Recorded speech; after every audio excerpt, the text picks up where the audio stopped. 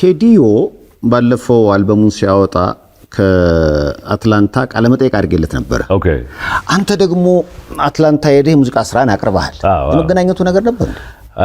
አዎ በዛ እንደሚኖር ሰምቻለሁ። አትላንታ አውቃለሁ፣ ግን እኔ የሰራው ጊዜ አልተገናኘንም። ግን በእኔና በሱ መሃል ለኔም ለሱም በጣም ጥሩ ወዳጆች መሃላችን ላይ አሉ። ወዳጆች አሏችሁ? በጣም ጥሩ ሰዎች አሉ። ሰላም አስከባሪ እንደዛ በላቸው ልጆቹ። እዛ አትላንታ ላይ ሬስቶራንት አላቸው እና የሚባል ሰለሞን የምታውቀው ከሆነ አላውቅም።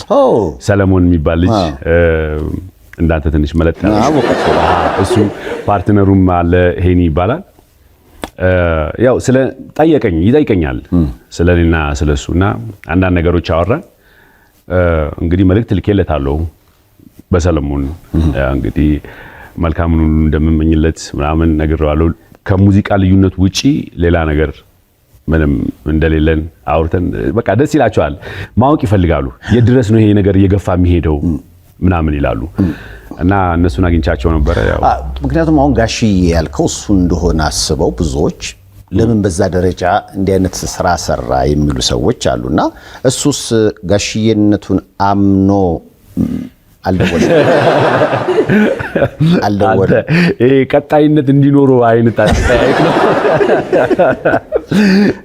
ምንም አላለም። እንዳልኩ ነው ያው አንድ እንኳን እስቲ የሆነ ነገር በል። ምክንያቱም አንዳንዴ ሲናገሩ ያለው በየአልበሙ እንደውም እሱ ነው እኔን ሲያደርገኝ ኖሮ እኔ ምንም ብዬ አላውቅም። አሁን እዚህ ላይ ስል ስም አልጠራውም፣ ግን ስም ጠርቻለሁ እንዴ ጋሽዬ ነው ያልከው እና እሱ ማን ነው? እኔ ስም አልጠራውም። አዎ ግን እኮ ካሁን በፊት አትገባም አይነት ስሜት ያለው ዘፈን የዘፈነው ቴዲዮ ነው። ስም ጠርቷል አልጠራም። እኔ ነኝ ገግም ያለው እኔ ነው ያልኩት። አስታውስ ከሆነ እዚህ ዞሮ ስም አልጠራም፣ ግን እኔ ነኝ በቃ ብሏል እኔ ነው ያልኩት። የዛኔ ነው አይደለ? አሁን ወደ መዝገብ ቤት ልከዋል ወይንስ አሁን የመልስ ምት ቢኖር እንደገና ከመዝገብ ቤት ፋይሉን ታስመጣለህ? አይ በቃ ዘጋው። ከዚህ በኋላ አይ ለመሰለ እቺ ለማሳየት ነው በቃ እንደ አብሪ ጥይት ነች እቺ ለማሳይ ጥያቄ ስለመጣ ነው። እንግዲህ እንዳልኩ ነው ከአራዳ ለአራዳ እስከ አዲስ አራዳ አንድ ሰው አውቃለሁ ልቡ የተጎዳ በጣም ረጅም ጊዜ እኮ ነው ስፋቱ።